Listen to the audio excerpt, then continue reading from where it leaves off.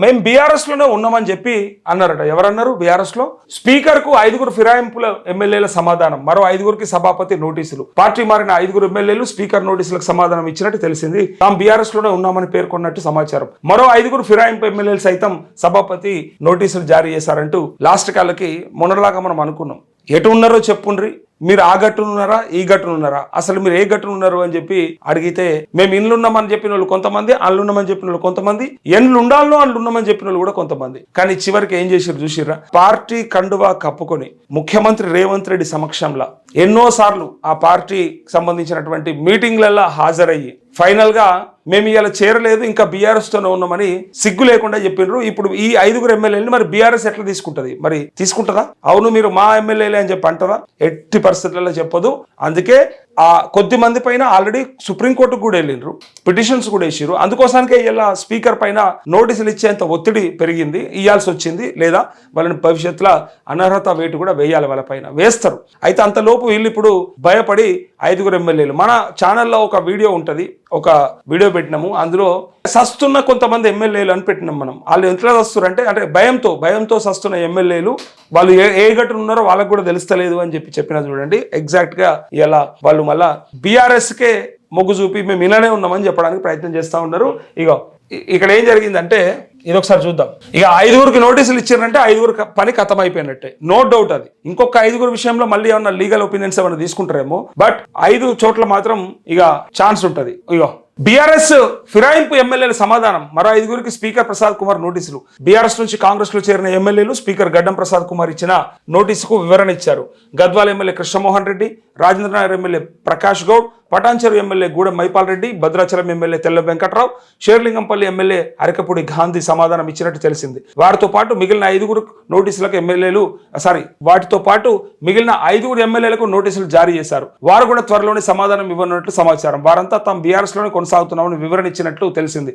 ఎక్కడ కూడా సాంకేతికంగా వారిపై అనర్హత వేటు వేయాల్సిన అవసరం లేకుండా వారు సమాధానం ఇచ్చినట్టు తెలిసింది. వారి సమాధానాన్ని స్పీకర్ పరిశీలించి వారితో స్వయంగా మాట్లాడి అనర్హత పిటిషన్లపై నిర్ణయం తీసుకునే అవకాశం ఉంది అంటూ సిగ్గు, శరం, బుద్ధి, జ్ఞానం ఏమన్నా ఉందా అని పబ్లిక్ అడుగుతా ఉన్నారు. ఒక్కసారి ఫర్ సపోజ్ ఇది జస్ట్ ఉదాహరణనే. ఈ దొంగలు ఆడుతున్నటువంటి ఈ నాటకం ఏంటిదో ఒకసారి చూడండి. దీన్ని ఏమంటారో ఒకసారి చెప్పండి. నేను ఇంతకంటే ఎక్కువ మాట్లాడా.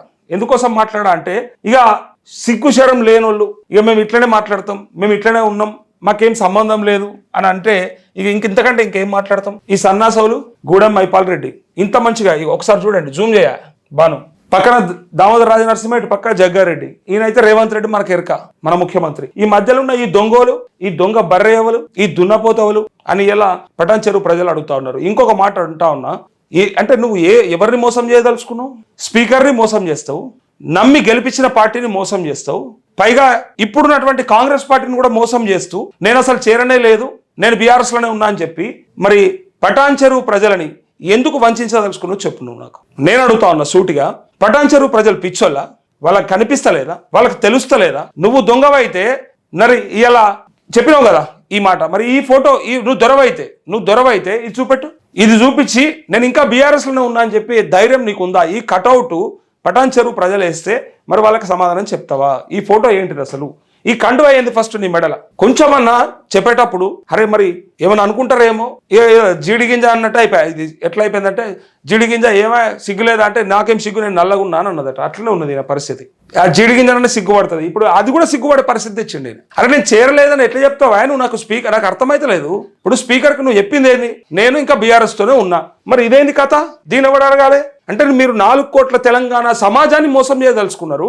అక్కడ ఉన్నటువంటి కాంగ్రెస్ క్యాడర్ని, కాంగ్రెస్ నాయకులని, కార్యకర్తలని బొందబెట్టదలుచుకున్నారు. మొత్తానికి ప్రభుత్వంలో ఇలా చేరలేదని చెప్పి ఇలా ఎవరిని నాశనం పడుతారు చెప్పురు. మీరు ఎటువైపు ఉన్నారు? చెప్పేది ఒకటి, చేస్తుంది ఒకటి, కనిపించేది ఒకటి. ఏంది అసలు ఈ తమాషా? నిజంగా బండకేసి బాధొచ్చు. పటాన్చెరు ప్రజలకు మంచి అవకాశం వచ్చింది. ఇంతకంటే మంచి అవకాశం రాదు. మళ్ళా దమ్ముంటే అటు చేరిన పార్టీలన్నా ఉన్నా అని చెప్పాలి, లేదా గెలిపించిన పార్టీలన్నా ఖచ్చితంగా ఉన్నా అని కండువ కప్పుకోవద్దు, సిగ్గు ఉండాలి. కాంగ్రెస్ పార్టీకి సంబంధించిన మీటింగ్ కి గాంధీ భవన్ లో హాజరు కాలేడా? క్రమశిక్షణ కమిటీ ముందర పోయి హాజరయ్యి మీటింగ్ ని మనం చూడలేదా? గూడెం మైపాల్ రెడ్డి ఏంది ఇది అసలు?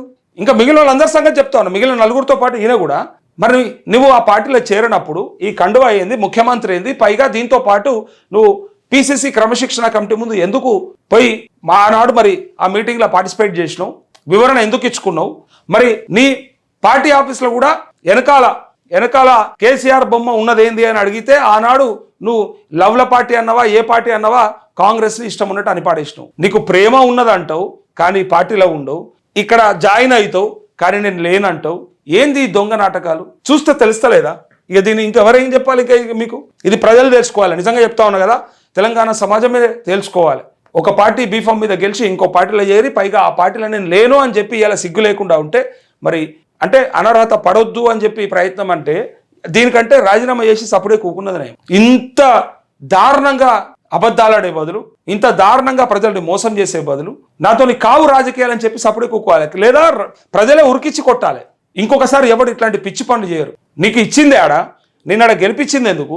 నువ్వు ఏ పార్టీలో ఉండాలన్నారు? రాష్ట్రం అంతా కాంగ్రెస్ వేవ్ ఉండంగా పటాన్ చెరువులా నీకు సరే నువ్వు దొంగోట్లతో గెలిచినవా, లేకపోతే ఆ నీలం మధు ఖరాబ్ చేయడం వల్ల సరే అటు కాటా శ్రీనివాస్ గౌడ్ అనవసరంగా 4-5 వేల ఓట్ల తేడాతో ఆయన ఓడిపోవడము, గెలవాల్సింది ఆయన యాక్చువల్గా. కానీ వాళ్ళిద్దరు కలిసి కొట్లాడితే ఇప్పుడు ఈ దొంగ బయటపడ్డాడు.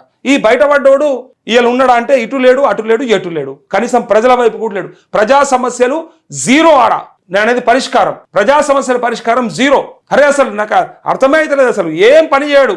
మరి ఎట్లా గెలిపిస్తారో పటాన్ చెరువు ప్రజలకు ఉండాలి. ఇక మీకోసానికి ఎవరు తిరుగుతారు, ఎవరు కష్టపడుతున్నారు, ఎవరు మాట్లాడుతున్నారు అనే విషయం. మళ్ళీ ఇలా ఇన్ని రకాలుగా అబద్ధాలు ఆడడం డైరెక్ట్గా సిగ్గు లేకుండా. ఇంత ఈ సాక్ష్యాలు లేకపోతే ఇంకెన్ని చెప్తురో వీళ్ళు. కనీసం మన దగ్గర ఇవన్నీ కనబడుతున్నాయి. ఈ సాక్ష్యాలు ఉండడు కన్నా ఇగో ఏమై అబద్ధం చెప్పినావు అని చెప్పి మనం చూపెట్టాల్సి వస్తుంది. కానీ మన దగ్గర కనుక అవి లేకపోతే అవి కూడా మాయ చేసేటోళ్ళు. ఎక్కడ ఉన్నాయి మేము చేరడమా మొన్న ఒకటి చెప్పలే, గద్వాల ఎమ్మెల్యే బండకృష్ణ మోహన్ రెడ్డి కూడా ఏమంటాడు, నేను ఏడ చేరినా ఏదైనా ఉంటే మీ దగ్గర ఉంటాయి కదా సాక్ష్యాలు, మీ దగ్గర ఫోటోలు ఉంటాయి కదా అన్నాడు. మరి చూపించినాం కదా ఫోటోలు, మళ్ళీ సప్పుడు లేదు. ఇక మాట్లాడరు. ఇక ఇట్లా వీళ్ళని చూస్తే ఇక సిగ్గులేని వాళ్ళు అనకపోతే ఇంకేమంటారు ఇంకా.